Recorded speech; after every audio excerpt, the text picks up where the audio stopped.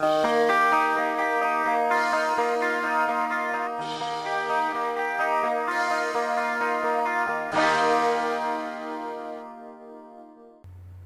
à tous, je vous retrouve aujourd'hui dans une nouvelle vidéo donc pour vous faire une revue sur mes futures étagères donc à vernis. Il y a quelques temps j'avais posté sur Facebook s'il y en avait qui avaient des idées pour fabriquer une étagère à vernis, parce que tout le monde le sait, les étagères en acrylique coûtent quand même assez cher et après plusieurs recherches j'en ai pas vraiment trouvé. Bon, j'avais pas forcément envie de me ruiner, donc j'ai décidé de la faire moi-même. Donc j'avais demandé sur Facebook si quelqu'un avait des idées pour la fabriquer, et une de mes gentilles abonnées m'a rappelé la vidéo donc des conseils make-up de Julie, qui les avait fait elle aussi elle-même. Et c'est vrai que j'avais regardé cette vidéo au tout début quand elle était sortie, et depuis j'avais légèrement zappé. Donc voilà, donc je suis contente. Donc j'ai acheté tout ce qu'il faut pour le faire. Donc moi j'ai acheté des casiers comme ça en bois brut à peindre. Donc avant il y avait plus d'étagères, il y en avait une ici et une en haut en fait, mais je les ai cassées parce que mes vernis donc au pied ne passaient pas. Donc là voilà à peu près ce que ça donne. Donc ça fait quand même assez grand, mais bon. Donc on est là, et donc j'en ai une deuxième. Donc je ne sais pas encore comment je vais les positionner, hein. Donc voilà, donc elles sont quand même assez grandes. Je pense que je sais pas combien de vernis je peux rentrer dedans, mais bon, en les serrant un petit peu, normalement je devrais en mettre pas mal, sachant que j'en ai deux et que je peux toujours retrouver des étagères comme ceci. Donc voilà. Donc ce sont des ranges couverts. Donc moi, donc comme tous les ranges couverts, généralement, donc, comment dire, la plupart, il y a 4 rangements ou 3 rangements, et toujours un non, elles sont toujours à l'horizontale, et toujours il y en a toujours un là, pardon, à la verticale. Donc moi je trouve ça pas trop dommage, parce que pour moi ça va pouvoir, je vais pouvoir y mettre mes crèmes pour les mains, mes huiles pour les cuticules, ce genre de trucs. Voilà quoi, genre j'ai un flacon pompe qui est juste énorme, donc ça va juste être sympa pour rentrer dedans. Donc voilà. Donc là j'ai donc enlevé les étagères comme ceci. Donc avant elles étaient à ce niveau là, un peu de mal à ce niveau, mais comme vous pouvez le voir, les hoppies ne rentraient pas, même les sens de toute façon. Donc j'ai préféré les enlever, et de toute façon ça peut toujours servir. Donc pour aller en fait avec ça, j'ai acheté donc de la peinture, donc je vais les peindre. Donc ma chambre est banale, donc elle est toute blanche, tous les murs sont blancs, donc voilà que j'avais pas, je sais que pour l'instant j'ai pas fait de travaux de peinture, donc ma chambre n'est pas forcément personnalisée pour le moment, mais mon coin make-up, j'avais eu envie d'une couleur un peu lilas comme ceci, donc je fais pas de pub. Mais bon, j'ai acheté un petit pot de peinture comme ça, satin lilas. Je trouvais ça assez sympa, donc voir ce que ça va donner.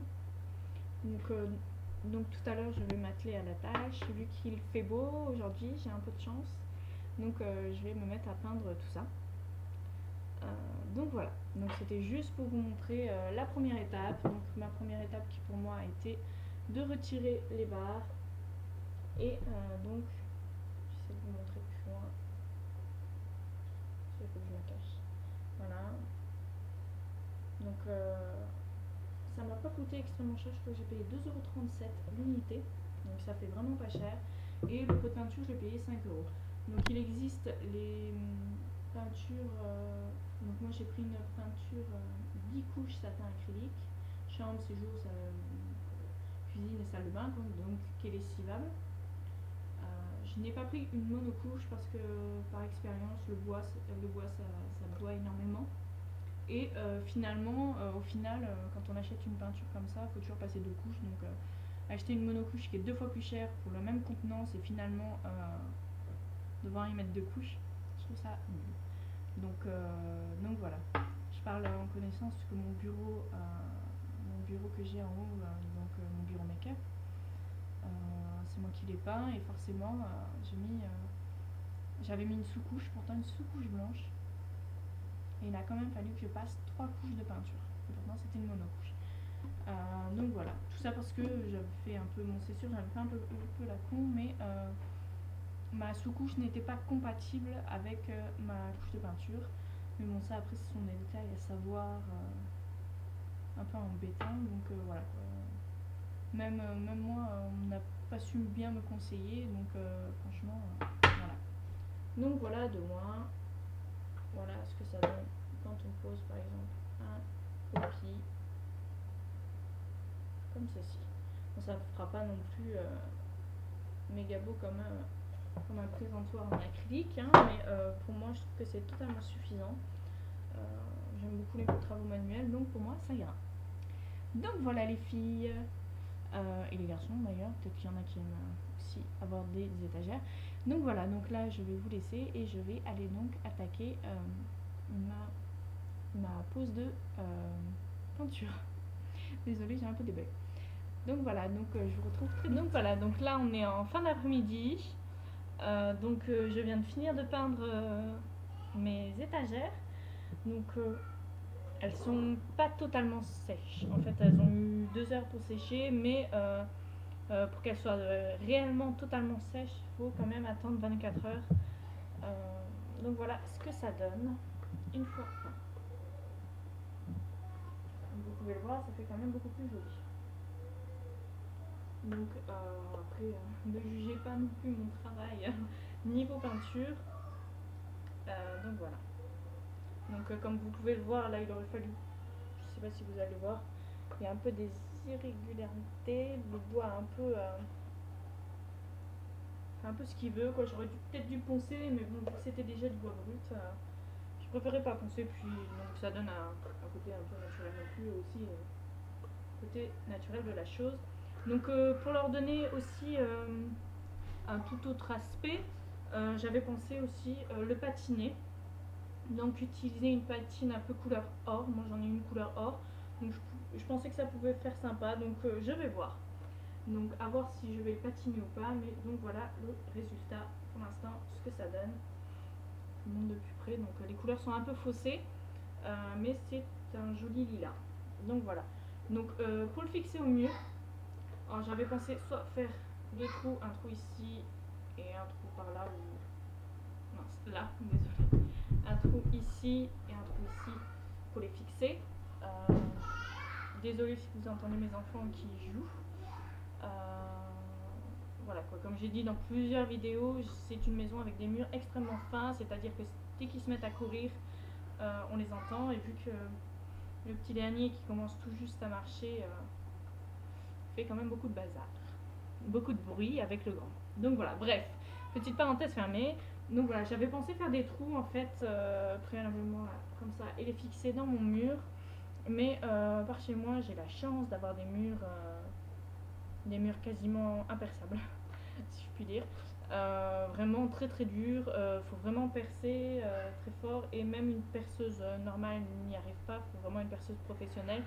Donc moi mon chéri a tout ce qu'il faut, mais voilà quoi, pourtant il sait ce qu'il, donc voilà quoi, il sait faire, mais il n'y arrive pas, c'est vraiment, on a vraiment des murs très durs. Donc quand il faut accrocher quelque chose au mur, on galère. Donc je sais pas si vous avez vu tout à l'heure derrière moi, il y avait des photos, des cadres avec des photos. J'ai changé de décor parce que je suis un peu la lumière. Bref, ils étaient collés au mur en fait, on les a collés, carrément collés au mur. Bref, d'habitude on n'aime pas ça, mais bon, vu que à chaque fois, dès qu'on rend, par exemple notre ancien appartement, donc durant notre vie, on a déménagé qu'une seule fois en fait.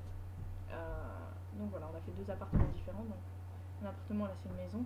Bref, vu qu'à chaque fois par derrière on repeint et tout, on laisse toujours tout propre, on repeint et tout, donc tant pis, on a préféré coller au pistolet à colle.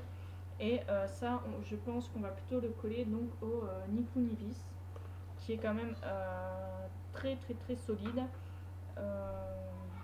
voilà quoi. C'est vrai que sur des murs qui sont comme moi, qu'on ne peut pas percer, c'est vrai que c'est très pratique. On avait les anciens locataires qui habitaient ici avaient fait, il n'y avait aucun trou.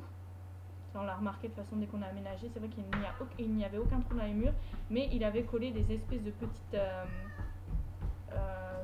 pattes où on peut accrocher quelque chose. C'était comme ça qu'il accrochait ses cadres et tout. Euh, Lui, il avait fait ça un peu à l'arrache, comment dire, au scotch double face, donc ça se cassait un peu la gueule, mais bon, bref. Donc voilà, donc seconde alternative, je pense quand même coller ça au ni clou ni vis.